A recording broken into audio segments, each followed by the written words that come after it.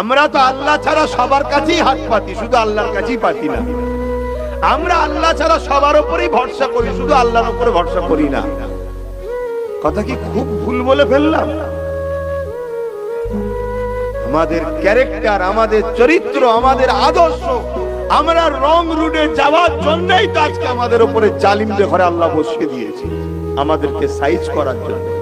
কোরআনের সূরা বাকারার মধ্যে আল্লাহ বলছেন, তোমরা যখন আমি আল্লাহ আমার রাসূলকে ভুলে যাবে, যাদের ঘরে তোমরা আপন করে নেবে, আমি আল্লাহ তাদের হাতে তোমাদেরকে জিল্লাত দেব, তাদের হাতে আমি আল্লাহ তোমাদেরকে শাস্তি দেব। আজকে মসজিদ গুলো ফাঁকা যায় আর বেঈমান নেতাদের মিটিং মিছিলে কোনোদিন লোকের অভাব নাই, তাহলে আল্লাহ আমাদেরকে ছাড়বে? ওই বেঈমানদের হাতেই দেখুন আজকে আমাদের মসজিদ সুরক্ষিত নয়। যাদেরকে আমরা মাথায় তুলে নাচলাম, তারাই দেখুন আমাদের মসজিদকে এখন ভেঙে ফেলার প্ল্যান করছে, তারাই দেখুন আমাদের মসজিদের বিরুদ্ধে আইন তৈরি করছে। কথা কিছু